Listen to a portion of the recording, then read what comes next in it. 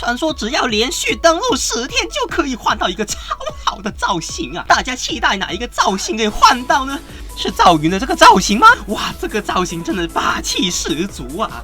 那是莉莉安的这个偶像歌手吗？看到这个造型，我还以为自己在看动漫啊！可是我最推荐的还是这个造型啊！这什么造型呢？就是艾莉这个樱吹雪的造型。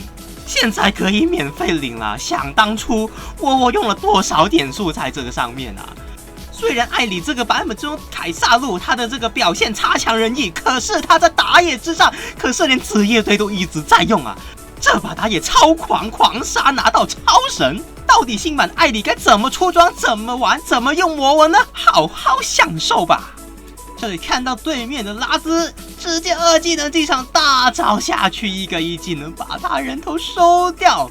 这里看到对面，哇，这个控制一个大招上去，3个英雄，还有这个奎伦残血，我们2技能把对面3颗人头收掉。这里草丛直接切对面叶娜，看到阿莱控制，直接大招上去残血反杀对面的奎伦。那我教大家呢不用学费，可是呢，请在下方现在点个赞哦，大家，你的小小的点赞对我来说是最大的支持，对，就是你哦，小兄弟。本节目没有人赞助播出。Hi everyone， 我是 Mad Team 的窝窝，这次带来的是艾莉樱吹雪的造型实战解说。那如果还没订阅窝窝频道的话呢，请先订阅，要不然的话就失去一个叫你上 S 的方法。那如果你也玩过艾莉，或者是玩过打野的话，请在下方点个赞。那如果你是喜欢玩其他路或者其他英雄的话，也欢迎在下方留言告诉窝窝你喜欢玩什么路、什么英雄。那窝窝的话呢，也会尽量出那个英雄的实战解说来给你看。那这里我们把野区扫光之后，直接一个大招搭配队友，把对面的叶娜想要拆塔直接收掉。为什么会玩到艾莉樱吹雪呢？是因为这一块的话大家可以在今天呢换到一个限定的造型。那这个活动真的是想当初我换这个造型买这个造型哇，用了1200点我记得没记错的话。那现在大家如果很幸运的话，那我也希望大家能够换到这个造型。因为呢，这个造型在当初是十分的贵的。虽然呢，艾莉这个版本在凯撒路的表现呢差强人意，可是拿它来打野是一个很可以的选择。第一，这个英雄呢，它不耗蓝。如果自家的，比方说这一把是阿莱斯特来打辅助，又或者是维拉，他们都可以拿这个蓝 buff。看到上路有集结一个大招进场，哇，一技能一个连招把对面的这个拉兹的人头直接收掉。艾莉的爆发伤害是很高的，而且他拥有多段的位移 ，gank 能力超级的强。而且艾莉这个英雄拥有2段的控制技能，分别是大招还有他的这个1技能都能够对对面做到一个控制，尤其是大招大招控制完之后还能够增加自己的护盾。那这里我们在 L 草先蹲一蹲，等待进场机会，一个2技能，哇，直接3个英雄，哇，还有一个这个图人没所谓2技能，哇，直接就把它收下来了。那如果各位呢想要追赶一些英雄，距离差那么一点点，你自己又是打野的话，可以狂按自己的制裁狂按。如果就差那么一点点距离，马上勾得到的话，那个制裁差那0.1秒是很重要的按到马上对面一个环速，你就能追上了。那打野呢，很重要的一环就是自己的这个进场的时机，像艾莉、瑟菲斯还有甲虫这类英雄呢，你进场的这个机会啊，尽量选队友有能够控制到，又或者对面是有这个集结的一个状况来去进场。艾里呢，我给大家一个心得啊，就是出了这个全能武器之后啊，那这里呢，我们逼了对面的拉兹直接缴他的瞬移，那他之后没有瞬移就很惨了，像我这里直接把他收下。刚刚说到的心得就是出了全能武器之后，尽量我们有3段位移嘛，2技能，尽量呢用完一段一下普攻，再用一段再一个普攻，这里把对面叶娜收掉。刚刚说到的那个小技巧呢，就可以使得你的攻击力啊最大化，因为能够每段的位移都刷新我们全能武器的被动。这个被动呢，大家可能觉得啊好像没什么所谓，我一个技能用完啊，用3段再来一个普攻那就好了，强化普攻。那如果是这样的话呢，就丧失了2次强化普攻的一个机会啊。那个被动，而且那个被动的伤害其实是很够的，所以呢，尽量的2技能普攻，2技能普攻，再2技能普攻，这样的话呢，能够最大化自己的伤害。整理完野区之后，直接开启魔龙克尔德，增加全队的经济还有经验，还有我们这个龙血玉体的这个 buff， 也不要小看这个 buff 啊，因为这个 buff 有很多时候呢，可能对面啊就差那么一滴血，就是这个 buff 能把对面收掉。这里看到小兄弟们啊，把这个萨尼先收掉，那没所谓。看到对面的这个奎伦，我们呢队友这包住他的这个情况之下，不用先去管他，因为呢他是一定收得掉。反倒是这个时间点呢，我们残血的状况不该再进场，因为对面奎伦带的是周而复始，如果他一复活，我们继续进场的话，有机会是害了队友。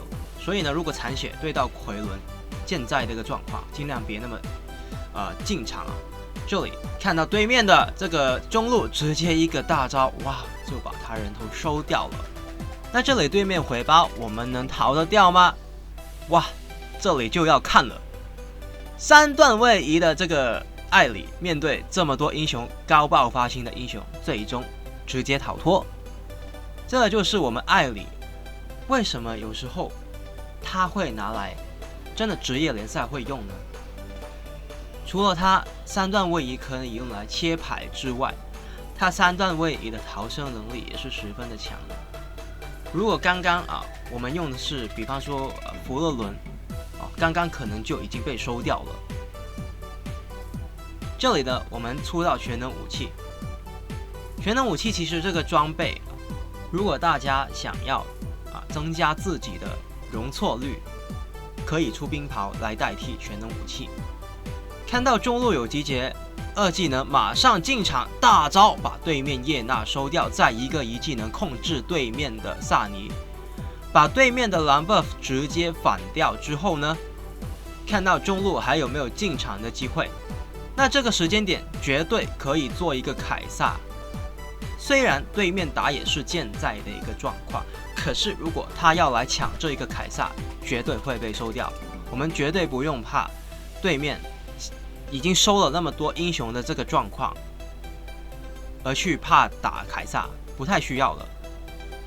有2种状况可以很放心的打凯撒，第一是对面有主力英雄被收掉，第二就是对面打野被收掉。如果是这2种情况其中之一的话，都可以很放心的去打这个凯撒。那当然的，最好是辅助小兄弟有去给到其他草丛的一个视野，给了那些视野的话呢，那就更放心的可以去打这个凯撒。这里看到中路有集结，等待一个进场机会。看到对面只有萨尼往这么前，即便他是一个辅助坦克，还是把他收掉。那这个时间点可以在这个草丛蹲着奎伦。那如果他直接走这个草丛必死无疑，那他不走的话，我们直接把他的红 buff 反掉。压制对面的野区呢是很重要的一环。那除了 buff 以外，小野怪能够反得掉就去反。对面少了经济，自己也多了经济。这里我们把上路的2塔呢先拆掉，不用先管中路那一波兵线，因为呢对面整理兵线的速度可以很快，不太可能能够做到一波局。这里看到对面的萨尼开启大招，搭配队友把他人头收掉，一技能把兵线整理，等待进场的机会。有天空巨龙放在上路的这个情况之下，对面上路高地轻松就被我们拿下，然后整理中路的兵线。这里看到阿莱斯特控住对面的打野，马上过去支援，这个就是一个打野应该有的观念，不断的去看小地图，要时刻注意整个地图的一个动向。这样的话呢，我们才能够很好的去支援到队友。在这个草丛蹲一蹲，看一下有没有人要从这里经过。